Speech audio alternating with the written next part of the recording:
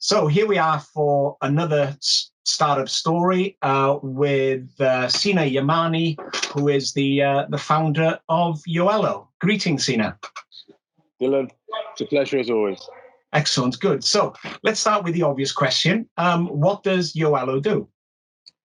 Yoello's a mobile payment platform that's aiming to destabilize the existing payment network by providing access to merchants and businesses across Europe to allow customers to pay directly with their bank accounts. This allows them to save significant funds on transaction fees and settlement delays. We're doing this for a variety of methods. The most popular one that we've had a lot of credibility with this year is mobile order and pay. So customers within hospitality and leisure scan a QR code or they tap their phone to tables, etc. And they can order food, drinks, tickets, etc. Directly from their own phones. This allows a contactless, socially distant solution to allow the trade to continue whilst helping businesses. Yeah, so we've been doing quite a lot of that this year, and next year we'll be focusing on bringing this product international. So tell us about your journey as an entrepreneur, because it's quite different to some of the other founders that I've been speaking to over the last few days.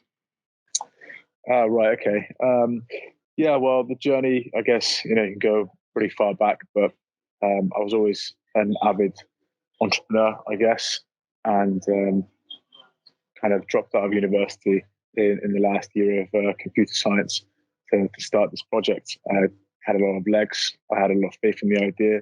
It was just a gap in the industry, ever-evolving digital world that we live in. It was just missing. So I, spent about a year trying to figure out how to start it up because I had no idea, no experience. So I surrounded myself with some really good people, mentors within Cardiff, within Wales, and in the UK as well.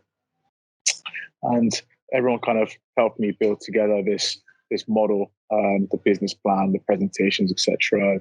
And the first versions of the product. With that, we got initial customers, we got a lot of interest, and from there we ended up raising some funding, which helped to kind of hire the staff, grow the team, get us to where we need to be. And from there, we've just grown quite quickly. I'm summarizing a few years into a few minutes, but it's definitely a struggle. The first few years were very, very difficult and lonely. It was pretty much just me along the entirety of the majority of that way. And then kind of once funding kicked in, I could other people joined me because there was suddenly that was the first big milestone. So obviously you've been going a couple of years now. Business has been growing tremendously over the last few months because of technology and its application, particularly to hospitality. So what do you think have been the key factors in the success of Yoello since you started it? We've got very customer-led businesses. So we've got an amazing support team who handholds merchants. In this crazy times, everyone's so busy, everyone's so cautious as well. So our customer support team really ensures that the merchants get exactly what they need and kind of handholds them throughout the entirety of the way. We've been pretty good with marketing as well. I think just the nature of our solution has gathered quite a lot of attention just because of, it helps a specific industry, probably the most problematic industry at the moment. Hospitality in its nature is about bringing people together. And that's exactly what we're trying to prevent at the moment across the whole world. So our solution kind of comes and fits right into that, and it allows businesses to continue trading in a way that's safe for the community. There's no queuing, there's no unnecessary contact, there's no touching paper menus, etc. Still completely led by mobile technologies and mobile payments, which not only helps with the whole social distancing aspect, but it also helps businesses in terms of people spend more that way, surprisingly. So it's increased business revenue for a lot of our businesses as well. It's obviously very successful, but what sort of challenges have you faced over the last few months or actually since you started Yoello? Because obviously those challenges change, but it's never easy to, particularly in the first couple of years with your business. So what specific challenges have you had to deal with? Some specific challenges, I guess, growing and scaling was definitely one. There's been a massive shift in almost all businesses from working in an office environment to being in a remote environment. And whilst that's, was done pretty well, and it shouldn't be that difficult. You just plug in all the online tools, project management, things like Zoom, and everything just works. That's kind of like for established businesses. Everyone knows what they're doing. There's processes and procedures in place.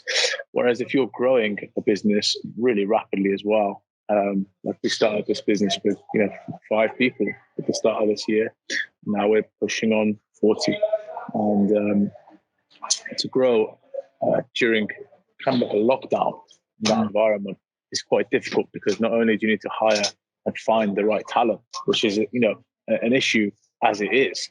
Let alone through lockdown, not being able to meet the people, going through that natural process, to then everyone understanding the culture of the business, what makes the business, the heart and soul of it, and then everyone kind of finding alignment and putting all of those procedures in place. So this is how we operate. This is how we organize ourselves. It's definitely been difficult, but we've done pretty well out of it so far. So good.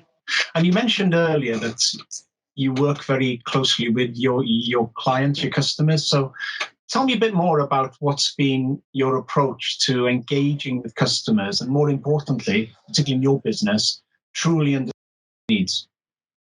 So in terms of working with customers and kind of finding new ones, a lot of it's been word of mouth. When our solutions work with a business as well as they do, they kind of just tell their friends who are also business owners about the solutions, and they kind of just like refers and kind of ripples outwards.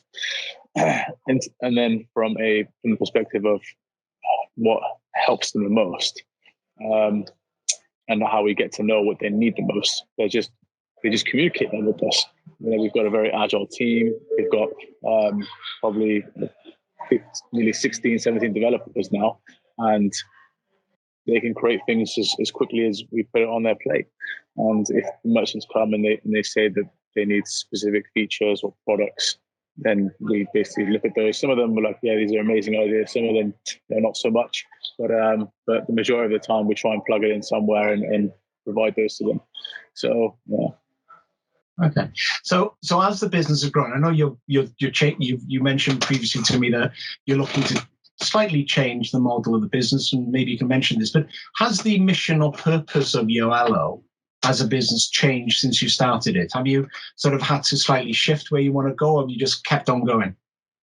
Not really. It was always the same. If you look back at business plans from years and years ago, it's all exactly the same. It's the same kind of roadmap and journey towards, we've still got a few years left on that initial plan and the product roadmap as a whole. But it was always about connecting hospitality to customers via their phones. And it just happened to be that it just fit so well with today's requirements. And the society has changed in a way that we're not really going to go back in many aspects. Mm-hmm. And that vast movement and acceleration towards digital world has sped up what we perceive the industry to be 3 years from now. So it has been very much in our favor. But clearly, when the pandemic hit, creating this, was that your main goal at the time, or did you have to say, right, okay, there's an opportunity that's come up now, this is what needed by the marketplace, we can use our technology to actually solve that particular problem? So obviously dealing with COVID, well, nobody knew, so dealing with COVID wasn't the reason you were set up, but you changed towards that. Is that correct? No, we had the majority of this stuff already. That's why we were so lucky, I guess, in terms of being able to connecting the hospitality business in that specific way and placing orders from mobile phones. That was the whole purpose of this business. We just tied it to the new regulations that are coming, which enables bank-to-bank payments. That's only through digital medium, so it can only be through a customer's phone. and therefore when you look at the two together in unison, then you have a really, really good product. And that was always the long-term strategy of this business. It just happened to be that the order and pay side of it was exactly what kind of was required this year. So it was quite lucky. We had probably the majority of it done when, before anyone even knew there was going to be a lockdown. We were actually quite confused when the lockdown was first announced, like March 20th or something like that.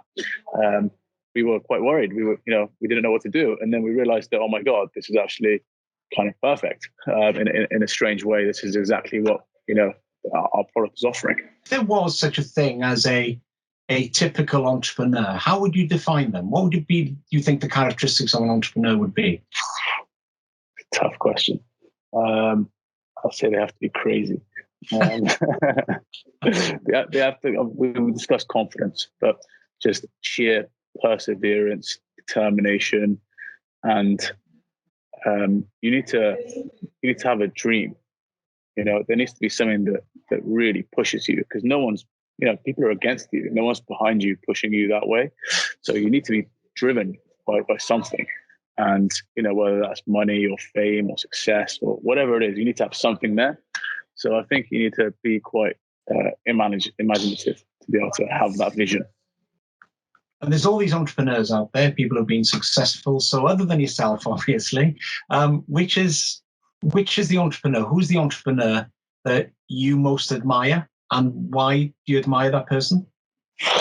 I think it's tough to pick from. There's so many in our local area that are great. One that I really admire is Gareth Lewis from Delio, just because he was one of my first mentors. I met him when it was right at the beginning of this journey. It was just me. He had a team of about 5 people at that point, I think, and he was just so hungry to help me. Didn't ask for anything. He just wanted to give me advice. And it was really valuable advice as well, because every time I sit down with him, he'd tell me I'm an idiot. And he would be like, you're doing it wrong. Be more focused, do this. And every time I walked away from it, being like, oh, Gareth, he's wrong. And then he was always right. So, Gareth has grown to be an amazing entrepreneur. He's got a fantastic business. They're, all over the planet now. And he's got a huge team. So, I meet up with him frequently, and he constantly shuts down my ideas. So I'm glad to get that mentorship from someone like Gareth. Yeah. So you've done all this to date. So looking back, if there was something you would do differently, if you could do it all over again, what would you do? Or would you keep it the same?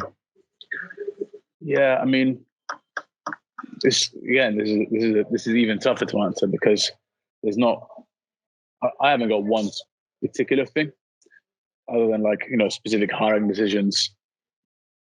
But in terms of where the key points were that made your business a success, or put you further ahead, then go to the next stage. And because those points, all the crap that was around it, all the stuff that you wasted months on, didn't really do anything. So I just, it's impossible to utilize this information, because it's always in the past. But when you look back, I guess you do learn from it, and you kind of focus yourself onto things that you realize matter for your business. Such as? I think speaking to your customers is very, very important, because a lot of people make decisions based on what they think, especially what the team thinks. And what the team thinks is very biased. You understand the concept and the product wholeheartedly, whereas your customers don't, and they're not biased.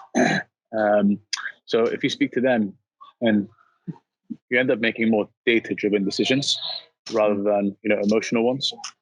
So it's a constant battle for every business, I think.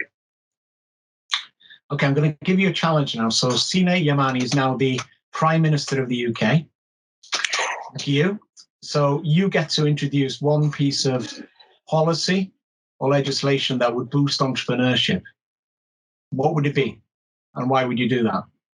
What do you think is the thing that's governments can do to help businesses, or society can, or the economy? Yeah. Okay. Well, there's a scheme called SEIS, which significantly helps entrepreneurs raise funds, and I think that's probably the best thing we've ever put in place.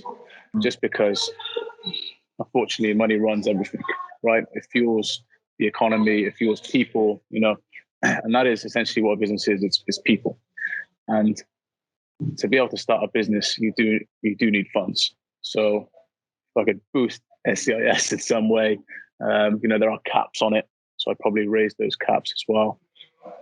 That's probably the most important thing that I would do. Okay. Final question.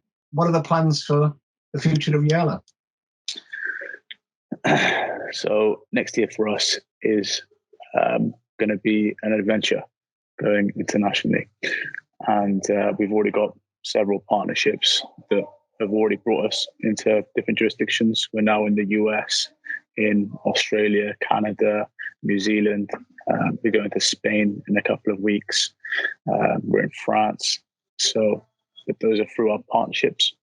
And next year is going to be our own personal endeavors into hopefully setting up offices in some of these territories and growing our business that way as well. And so what's the aim? What's the medium-term aim up to 5 years for Yoello? Where do you see Yoello in 5 years, Sina? Global business, working with hundreds of thousands, maybe millions of customers using our platforms and our variety of different services. And hopefully a consumer brand. That'll be fantastic. That would be fantastic. Thank you very much. Thank you, Dylan.